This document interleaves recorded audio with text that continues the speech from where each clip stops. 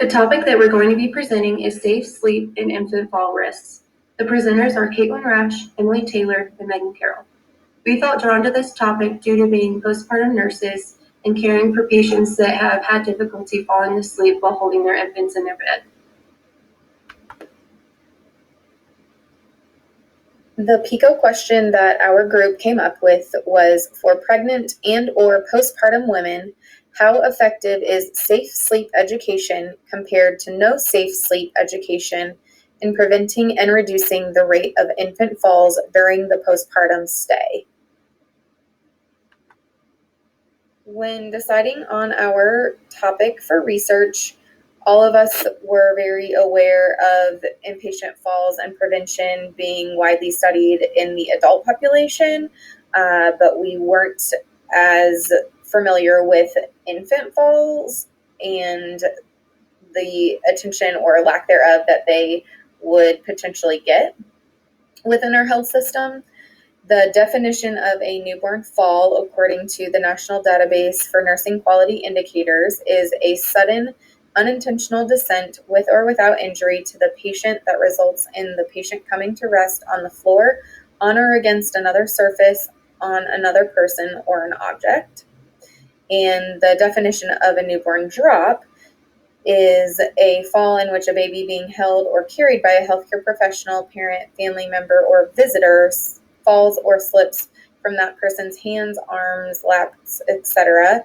And that can occur when the child's being transferred from one person to another or from a person to a crib. And that fall or drop is counted regardless of the surface on which the child lands and regardless of whether or not the fall resulted in an injury.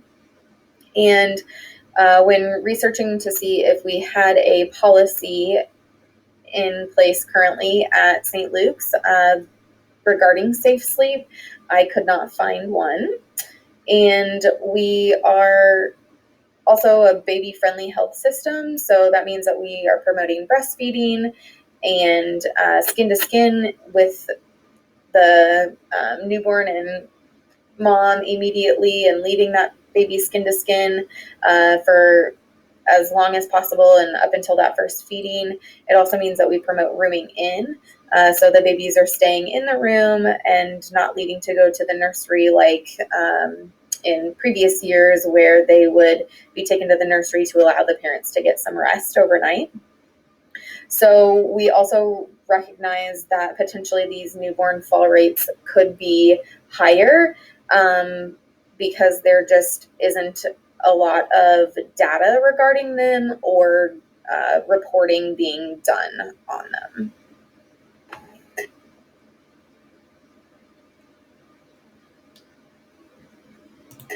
An article I found while researching infant falls was from the Joint Commission titled Preventing Newborn Falls and Drops, and this was an expert opinion for the level of evidence. Some of the main points of the article were that they estimate 600 to 1,600 newborn falls a year, and it also discussed the definition of the fall, which we discussed previously. Some of the risk factors that were discussed were exclusive breastfeeding, cesarean birth, use of pain medication within 4 hours of the fall, second or third night postpartum, specifically around midnight to the early morning hours, and breastfeeding is a risk factor, but it also is being promoted widely by hospitals, and breastfeeding shows that it helps with the baby transition to normal newborn life, and it also releases the hormone oxytocin, which promotes the milk production and letdown, and that also may cause drowsiness in mothers. And the article also talked about developing an assessment tool for identifying those mothers at an increased risk of newborn falls and how that would potentially help in preventing them. And that tool could be used as a starting point for patient-specific education, in-room signage, and developing a debriefing tool in the event of a fall. And other safety action items to consider would be just from a nursing perspective, just understanding the potential for the increased risks that each mother could be in, and hourly rounding and providing emotional support to the family in the event that a fall does occur. This is an article done by the Academy of Neonatal Nursing. It is considered an expert opinion because it was not a formal study, but looks at data they have collected in the past. The main points of this article were that a newborn fall is defined as a fall that occurs in a hospital within a month of birth. The United States has a fall rate of approximately 1.6 to 4.4 out of every 10,000 live births, but this number might be inaccurate due to underreporting out of guilt, fear of judgment, or perception of safety in absence of visible injury. Falls can result in no visible injury, minor bumps, bruises, abrasions, fractures, head injury, or even death. Sleepiness in mothers accounts for 98% of the near misses. Factors such as the time of day, fatigue, pain medication that the mother's taking, sick or young mothers, use of substances, and lack of support have all been identified as risks. Prevention strategies include a signed safety contract on the education of falls, risk factors, and methods of prevention. Hanging a safety sign in every room to educate on risk and to serve as a reminder is also helpful. And there was a quote on there that said, when parents and caregivers are aware of the risk of falls and are equipped with the techniques to prevent them, the newborn is in a safer environment and at a decreased risk for falls. This is a case control study done by researchers who looked at the effectiveness of a newborn safety bundle at preventing falls and promoting safe sleep.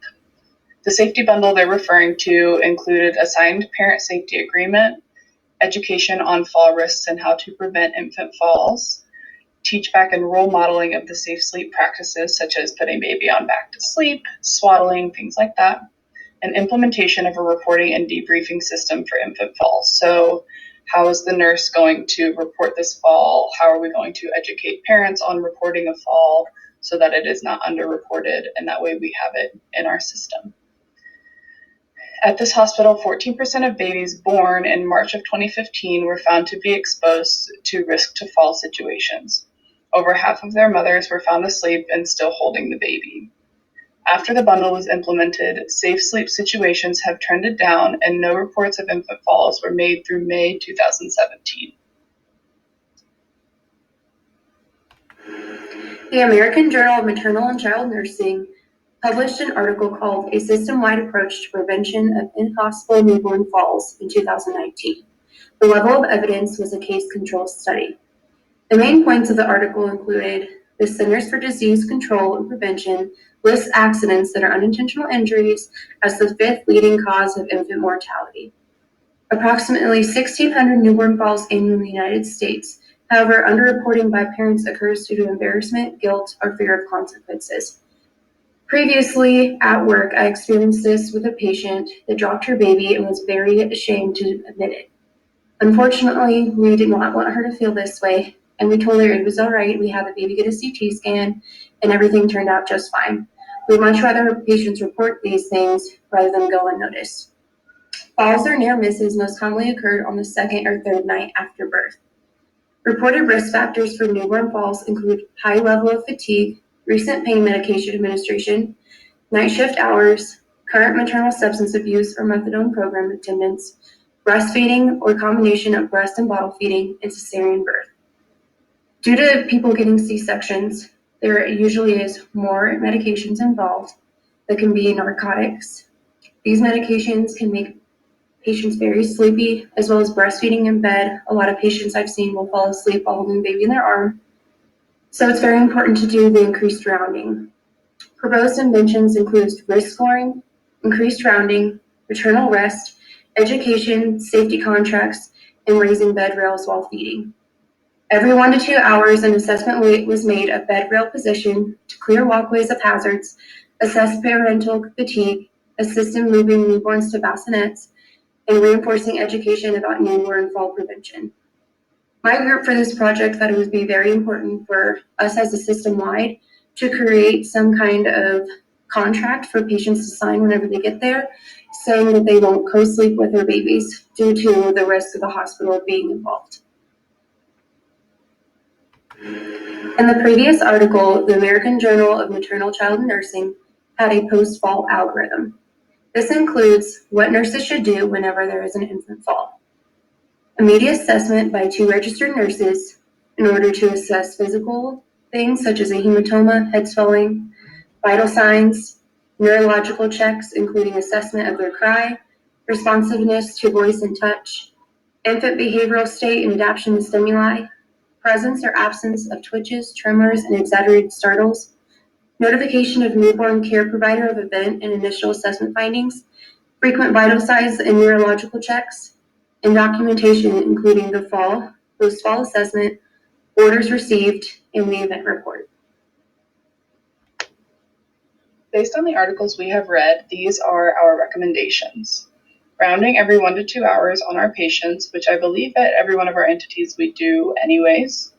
An assessment tool to identify mothers more at risk for infant drops and falls. So looking to see, are they super sick on MAG? Did they get a high dose of pain medication? Things like that. A safety contract that is signed upon admission. So having the parents sign something that says they agree, to put baby in the crib when they're feeling sleepy, things like that. That gives us something to refer to instead of just kind of feeling awkward and hoping that someone else educated them, things like that. So that way we just have a strong piece of paper that we can refer to and kind of just remind parents, that they signed it. Educating on prevention of infant falls upon admission and also every shift. So waiting until the patient gets over on postpartum is probably okay. The labor and delivery nurses are in the room a lot more often after delivery opposed to when they come over on postpartum. So doing that safety contract and education when they come over, but then also every shift. So that way we know that they weren't just sleepy when we were going through the packet and don't really remember, or that way we aren't counting on the nurse who admitted them 2 days ago to have done that education. Then a place to document that we did that education every shift. So that way we are keeping ourselves accountable and not, again, just hoping that someone gave them that education 3 days ago when they delivered. Safety signs in every room, so just something simple that says, put baby in the crib when you are sleepy, how safe sleep works, no extra things in the crib, things like that. That could also be something we refer to when we do our reminders every shift, just something we can point out at. Encouraging the patient to raise the bed rails when feeding the infant. So this gives mom extra support, especially when she's learning to breastfeed in different positions. So that way she doesn't have to worry as much about baby falling. She can just focus on the position and where baby is and keeping baby safe. And then educating on potential side effects of medication given, such as drowsiness, if they ask for Benadryl for itchiness or a higher pain medication, letting them know that this will cause them to get a little drowsy. And so maybe just encouraging them to take advantage, get some rest, feed baby real quick, and everybody try to go to sleep. So that way they know what to expect from the medication that they're getting.